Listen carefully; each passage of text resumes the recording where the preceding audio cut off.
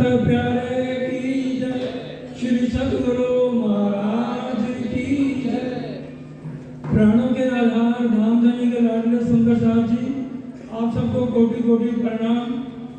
हम सब सुंदर साहब ये बात जानते हैं, परम धाम के अंदर 8 सागरों की महिमा आज भी हमारी कुलजम वाणी में लिखी हुई है। ये 8 सागर राज्य के दिल के अंग हैं और 4 सागरों की लीला, राज्य के दिल के 4 अंगों की लीला परम धाम में चलती है। दूसरा सागर नीर सागर, तीसरा एक दिली का सागर, 5वां इश्क का सागर और 7वां श्यामा महारानी का निस्बत का सागर। लेकिन उन सागरों की लीला को भी हम परम धाम में नहीं समझ सके, क्योंकि इश्क के अंदर हम इतने गर्क थे कि उस लीला को समझ ही नहीं पाए। अब यहाँ पर राज्य हमें लज्जत देने आए हैं, अपने स्वरूप की पूर्ण पहचान कराने आए हैं जो परम धाम में नहीं है। क्योंकि पहला सागर नूर सागर है जो राज्य की शोभा का सागर है और उनकी पहचान का सागर है, वो परम धाम में नहीं है। इसलिए यहाँ 1, 4, 6, 8 4 सागरों को अच्छी तरह समझना है और जो परम धाम में 4 सागरों की लीला उनकी भी यहाँ हमें लज्जत लेनी है। पहला सागर राज्य के स्वरूप की पहचान है, चौथा उनका जोश जो कि उनका श्रृंगार है, और छठा इलम और हुक्म का सागर है, क्योंकि इलम किसको दे, हुक्म किसको दे, और 8वां मेहर का सागर। अब जब राज्य ने मेहर सागर दिल में लिया तो राज्य के दिल के 4 अंग मेहर के साथ जुड़ गए। अब बड़े ध्यान से, अब यहाँ पर अब हमें क्या करना है। राजीव महाराज ने जो देखी वाणी की बात है वही कहेंगे और 10 मिनट में आपको समझ लिया। राजी ने वाणी में क्या लिखा है, वक़्त आगरत में मेरे 73 फिरके बन जाएंगे। जिसके दिल में ये संशय हो, वाणी में सनंद ग्रंथ है, सनंद नाजी फिरके की। जिन दीन लिया खुदाए का, सोई नाजी फिरका जान। 72 दोज की 72 नारी फिरके हो जाएंगे समाज के अंदर, कहलाएंगे मेरे ही। राजी ने वाणी में कहा, लेकिन वो वाणी को छोड़ के अपनी अकल से काम करेंगे, वो होंगे नारी फिरके। जो एक नाजी फिरका होगा उसकी सबसे बड़ी पहचान बोलो श्री प्राणनाथ प्यारे। ये मेरे शब्द नहीं, कुलजम वाणी जो हमें सरकार साहब ने दी है, हमें इसके अर्थ समझाए हैं और उनका अर्थ पढ़ो और किसी विद्वान का भी पढ़ो। श्री महामती कहे है मोमनो, लियो हकीकत कुरान, ढूंढो नाजी फिरके को जो है सायब इमाम। जो एक सायब पर यकीन करके चलेगा वो नाजी फिरके में है, और 72 नारी फिरके होंगे वो सायब को नहीं मानेंगे। पूरा प्रकरण पढ़ लीजिए, 20 चौपाइयों का है, अभी जाकर वाणी खोल के पढ़ लीजिए। आपको बता दिया ना सनद नाजी फिरके की। इसलिए अब हमें ये विचार करना है कि नाजी फिरके में रहना है या नारी फिरकों में जाना है। वाणी के अनुसार जो हमें समझाया जा रहा है वही नाजी फिरका, क्योंकि सायब शब्द हिंदू भी कहेगा, मुसलमान भी कहेगा, सिख भी कहेगा, ईसाई भी कहेगा, और जो वन कम्युनिटी को बिलोंग करने वाला वो कभी भी दूसरे उसको नहीं मानेंगे। तुलसीदास जी का ले लो, वो राम भक्त थे। जब वो वृंदावन में गए तो देखा श्री कृष्ण जी बांसुरी बजा रहे, कहते क्या शोभा है आपकी, भले भले हो ना, तुलसी मस्तक तब नवे, धनुष्य मान लो आप, मैं तो तब से लगाऊंगा, पहले आप धनुष्य मान लो। तो हम सोचे अगर हिंदू संत राम भगवान को सजदा बजाने वाला श्री कृष्ण जी को सजदा नहीं बजा रहा, तो मोहम्मद साहब को मानने वाले मुसलमान, सिख और ईसाई क्यों कृष्ण जी के ऊपर सजदे? इसलिए सायब एक ऐसा नाम है जिसको पूरा आलम सजदा बजाएगा, और सायब किसी का नाम नहीं। अब जो परम धाम में जब राज्य ने हमें मना किया हम सब ने क्या कहा, जैसा साहेब कहे तो ऐसी हमसे कबू ना होए, 100 बेर देखो अजमाए के ऐसी मोमिन करे ना कोई। तो साहेब परम धाम का ही शब्द है, लेकिन हम वहां नहीं समझ पाए, इसलिए एक साहिबी हक की दूजा वाहिदत का ईशब ए निकलामना रूहों को पहले दिल में लिया हक, उसी के लिए हम आए। और यहाँ जो छठा सागर हुक्म और इलम का है, इस ब्रह्मांड में हुक्म और इलम की लीला चल रही है। हुक्म को ये ना समझे कि कोई और है, राजी के दिल का अंग है जो मेर सागर में रोज बोलते हैं 2 नंबर की चौपाई। हुक्म मेर के हाथ में, जोश मेर के अंग, इशक आवे मेर से, बेशक इलम इंसान।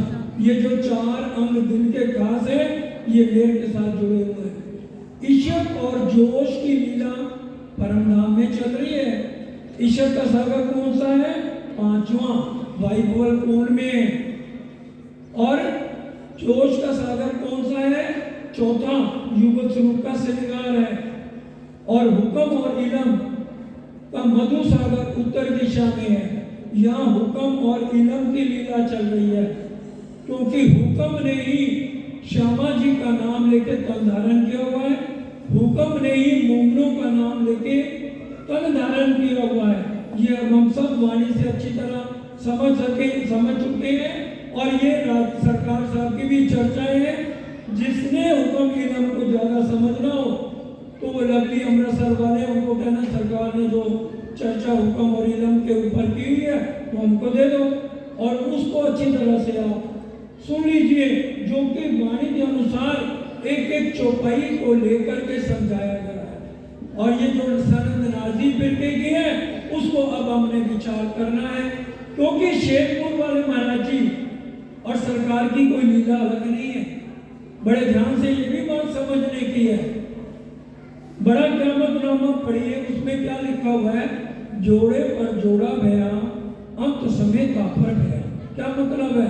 पहले जोड़ा हुआ देवचंद जी और प्राणनाथ जी का, जो दूसरा इंद्रावती जी का जामा, एक जोड़ा तो ये हो गया, और दूसरा जोड़ा हुआ बड़े महाराज जी और सरकार का। तो श्री प्राणनाथ मैं वाणी से बात कर रहा हूँ और सिद्ध करूंगा। अब पहले सदगुरु देवचंद जी ने, देवचंद जी की भी लीला नहीं है। श्यामा जी आई जरूर, 40 साल के बाद राजी ने जब दर्शन दिए और एक ही चौपाई गई, तू कौन आई क्यों कर, कहाँ है तेरा वतन, नार तू कौन कसम की दृढ़ कर वचन। एक ही चौपाई में प्रचन कर दिए, जो कि वो 11 साल की उम्र में लेके चले थे। कोई भी जवाब नहीं दे सके, तो क्या कहा, आओ तो बताने हम। और फिर कहा अच्छा जो पूछने आज पूछ लो, उसके बाद मैं नजर नहीं आऊंगा। कहते हैं आप तो कह रहे मैं एक पल के लिए नहीं छोड़ूंगा। क्या कहा? अंदर तुम्हारे आकार के आए के बैठे आप। कहते फिर मुझको क्या पूछना? नहीं, सुंदर साहब को भी पकड़ के आप लाओगे, चर्चा भी आप करोगे, तो फिर मेरा तो कोई काम ही नहीं है ना। आप मेरे अंदर आके विराजमान हो ही जाओगे। तो सुंदर साहब जी यहाँ से देवचंद जी की लीला खत्म हो गई, और किसकी लीला शुरू हो गई? हमारे धामधनी की लीला शुरू हो गई। जो बोलते भी जहाँ पूर्णानंद बिन और नहीं कोई, जहाँ सच्चिदानंद बिन और नहीं कोई, वो राज्य की लीला थी। और राज्य महाराज पहले इस ब्रह्मांड में, सपने के ब्रह्मांड में जो सपने की बुद्धि थी, उसको हटा के कौन सी लाए? एक दिन त्रिलोक में उठी बुद्ध सुबह, सो बुद्धि जागरण बुद्ध प्रगति पूरी नौतन। जागरण बुद्ध के मालिक कौन है? बताइए, पहले बहने बताएंगे, कोई बताए जागरण बुद्ध के मालिक कौन है? हाँ जी बोल दो जोर से। अक्षर ब्रह्म। ये सरकार साहब की भी चर्चाओं में है और वाणी में चौपाइयां की है। तो पहले तारतम कौन सा आया? निज नाम श्री कृष्ण जी हुआ के नहीं हुआ जागरण बुद्ध का? और दूसरी बात, निज बुद्ध का तारतम कौन सा है? चौपाई सुनिए, कलश हिंदुस्तानी जागने का प्रकरण है। इंद्रावती वाला संगे उधर पर उत्पन्न, एक निज बुद्ध अवतरी दूजा नूर का। निज बुद्ध आई, और निज बुद्ध का तारतम कौन सा है? निज नाम श्री जी साहेब जी। कोई विरोध नहीं, जिसका दिल करता है जागरण बुद्ध का तारतम करे ना, निज नाम श्री कृष्ण जी लड़ाई क्या, हमें कोई विरोध नहीं। और जिसको वाणी पूरी समझ आ गई है, निज बुद्ध के मालिक मूल मिलावे में बैठे हैं और जागृत बुद्ध के मालिक अक्षरधाम में रहते 25 पक्षों में है, लेकिन उनके पास निज बुद्ध नहीं है। इसलिए तो उनके प्रेम को जानते नहीं थे।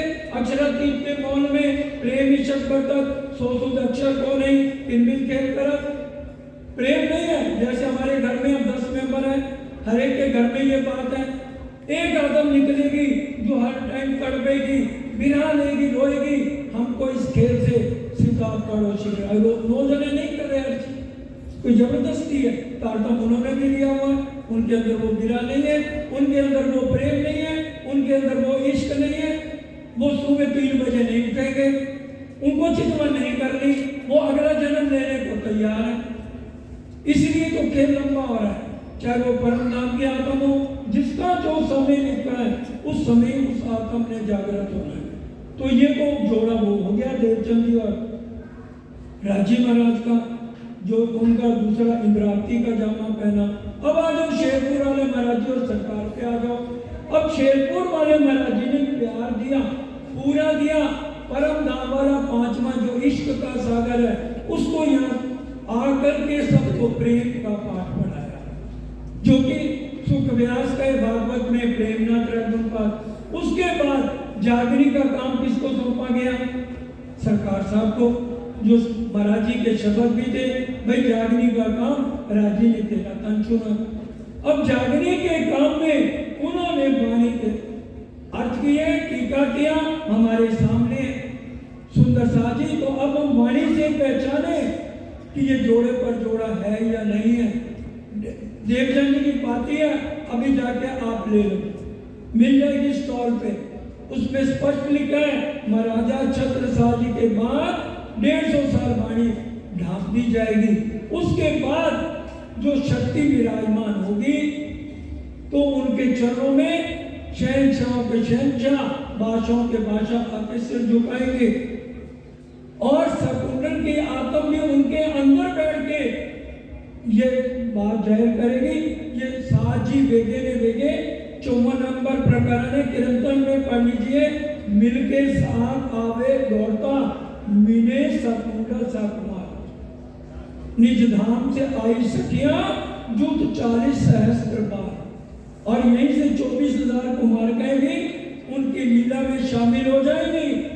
और जब वो तन छोड़ के चले जाएंगे तो बात अच्छे खासी पहचान, तब उलट सी ब्रह्मा। वाणी के ये शब्द है, जिसको ना समझ है कि ये चौपाई कहाँ लिखी है तो वो फिर हमारे से पूछ ले, महाराज जी से पूछ ले, वो बता देंगे कि ये चौपाइयाँ कहाँ पे लिखी हुई है। इसलिए हम समझे सरकार साहब कौन है, बड़े महाराज जी कौन है। वो यहाँ के तन भले पंच भौतिक है।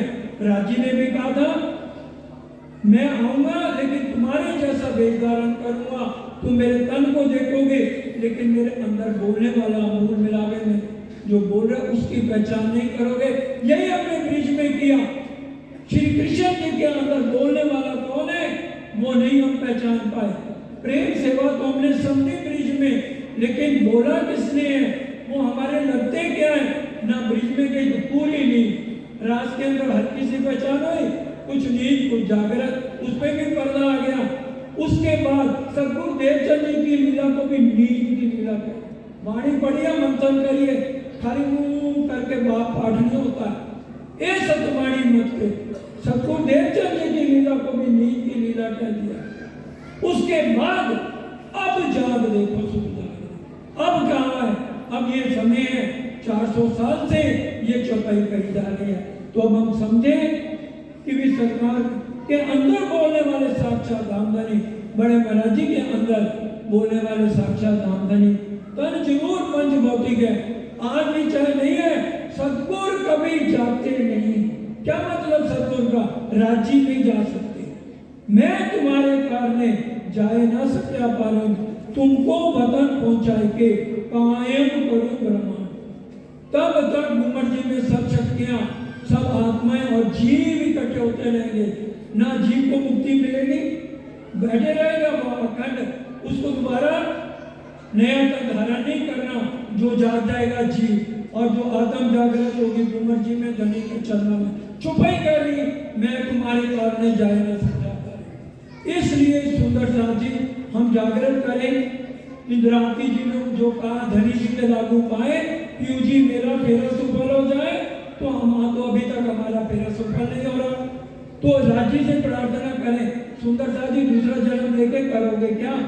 18 सालों को अकल नहीं आती, 70 साल के हम बुढ़े हो गए, हमें तो अब तक समझ नहीं आई, फिर दोबारा जन्म लोगे, 20 साल तो तुम्हें वैसे लग जाएंगे, फिर कोई इंजीनियर बनोगे, डॉक्टर बनोगे, 40 साल की उम्र में तो शादी आजकल के बच्चे कर रहे हैं, तो बताओ राजी को फिर पाने के लिए दौड़ोगे, फिर सच्चे सरकार जैसा सद्गुरु ना मिला तो क्या करोगे? फिर अगले जन्म की तैयारी करोगे। इसलिए आपके चरणों में प्रार्थना, 3 बजे उठना सीख लो। ब्रह्म मुहूर्त का हमें श्यामा महारानी सिखा गई है। 2 बजे 11 साल का बच्चा उठता था, जो श्यामा जी की देवचंद जी का तन धारण किया था। अपनी नींद को मारो। हलवा सरकार के शब्द है, हलवा बनाती हो, शक्कर पड़ती है और घी डलता है, पानी डलता है, बेसन डलता है, तब हलवा बनता है। इसी तरह से जो चल मन है, किससे बना है?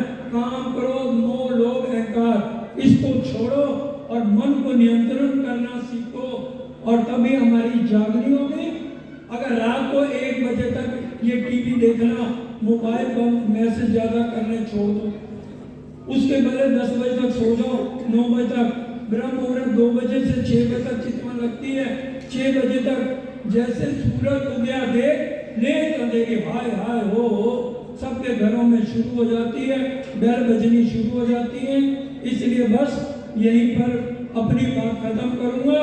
जो वाणी में लिखा है, साक्षात राजी के 14 अंग हैं, रास शरण प्रकाश पिडुरिया, कटुति घुटन कलश जान, सनन कमर, खुलासा नाभि, खिलवत उदर, परिक्रमा हृदय सागर कर, श्रृंगार मुख, सिद्धि नासिका, मार्पत शर्बत और नैन क्यामत नामा, हक बैठे इन इलम में। साक्षात धामधनी इस वाणी के अंदर हमारे से बात करेंगे, लेकिन हमारे अंदर भाव होना चाहिए अगला, ये मेरे धाम दुला का वांगमय स्वरूप है। इसी के ऊपर पूरा विश्वास करके मंथन करेंगे, हमारी आत्मा राज्य के सन्मुख। बोलो श्री प्राणनाथ प्यारे